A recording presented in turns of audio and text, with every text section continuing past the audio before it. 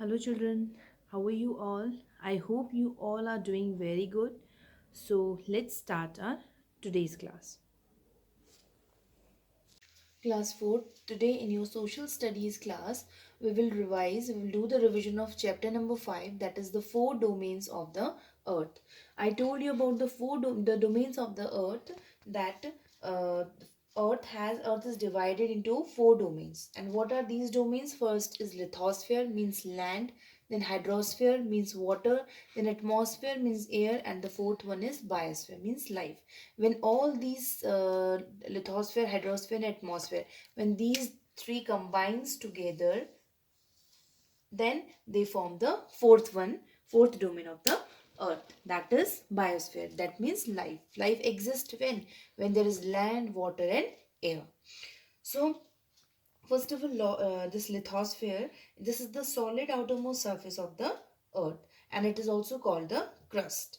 Okay, then and this is uneven. The surface of the earth is lithosphere is uneven because of mountains, plateaus, plains, and valleys. After that comes hydrosphere. Hydrosphere means all the water present on the earth, and about three-fourths of the earth's surface is covered with water. Okay, and maximum amount of water is present in the oceans.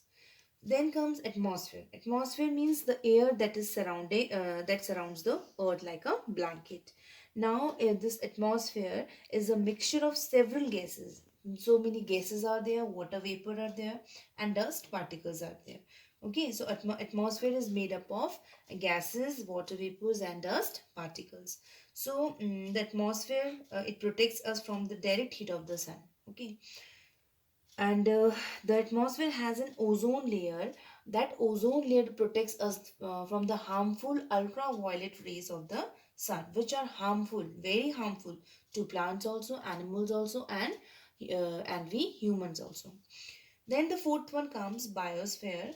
As I told you, when the lithosphere, atmosphere, and hydrosphere, they come in contact, then the fourth it makes a fourth domain, that is biosphere. Okay, then after that comes major landforms. Now in on the earth surface or lithosphere is uneven, I told you, and it has different features or landforms.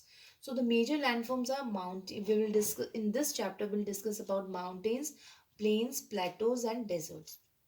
Mountains means the area that rise sharply above the surrounding areas. Mountains are the landforms that rise sharply above the surrounding areas. That is sharp. You all know how are mountains? These are like this, sharp. Okay. So they spread over a large area, and some mountains are there high and pointed towards the top, and few are they are lower and they have rounded tops. Okay, all are not similar. So the few important examples of mountains in India are the Kanchenjunga and Nanda Devi. These are the famous examples of mountains. After that comes plains. Number two, plains. These are the areas of low-lying flatlands. These are flatlands, and they mostly occur at the bottom of the valleys, or you can say, or at the base of the mountains, or along the sea coast. For now, examples of plains are Ganga Plain in the northern part of India and the coastal plains of in southern India. Then comes plateaus. Plateaus, they are, this is a landform. It is elevated from its surrounding area, and it is elevated but has a flat top. Okay. And the examples of plateaus in India are the Deccan Plateau and Chota Nagpur Plateau. Okay, then comes desert. Desert means the area which is dry, and they have very less plants, animals, and humans. Why? Just because of what? Less water. Because here in this area, they have either very little rainfall or no rainfall. So this area is generally very hot during the day and cold at night, just because of the sand present in desert. The famous desert are the Thar Desert in India and Sahara Desert in Africa. So these were the major landforms of the earth. Then comes continents. Now, as I told you earlier also, that there are seven continents in the world. Okay, so continents means the large land masses. The large land masses are called continents. And what are the seven continents of the world? Asia, Africa, North America, South America, Europe, Australia, and Antarctica. These are the seven continents in the world. And among them, Asia is the largest continent and Australia is the smallest continent in the world. Then comes oceans. Now, oceans, first of all, water bodies. Water bodies, I told you mostly that here I told you in hydrosphere. Then that in hydrosphere, most of the water is in where oceans.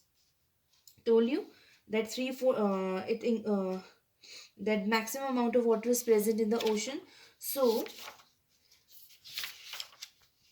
uh, this is why the earth is called the blue planet, because the maximum amount of water is present in ocean.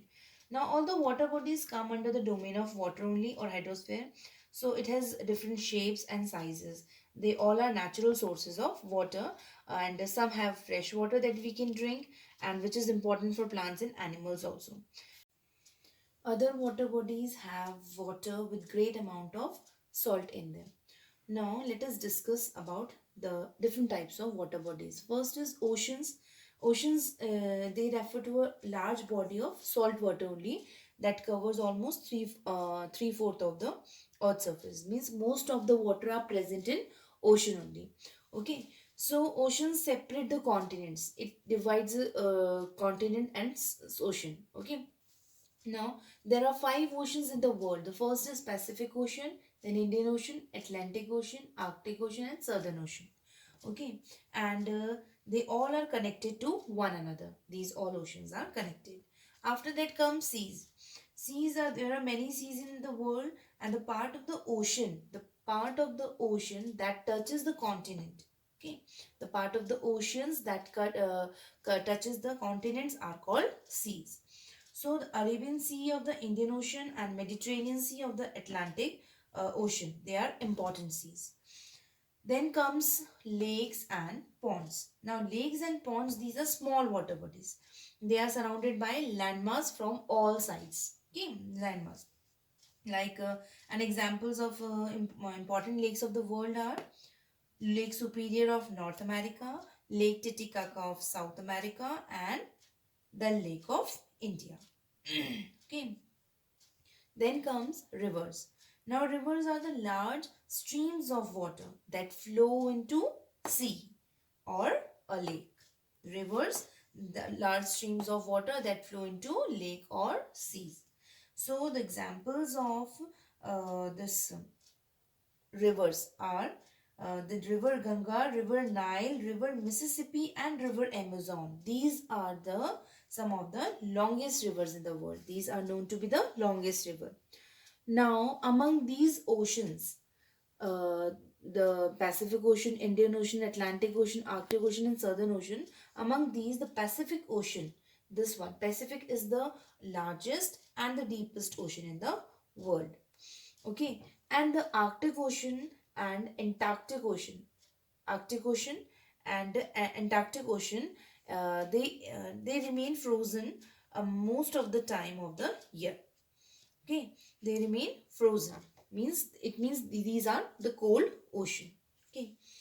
Now, today we have done the revision of lesson number 5, that is the four domains of the earth.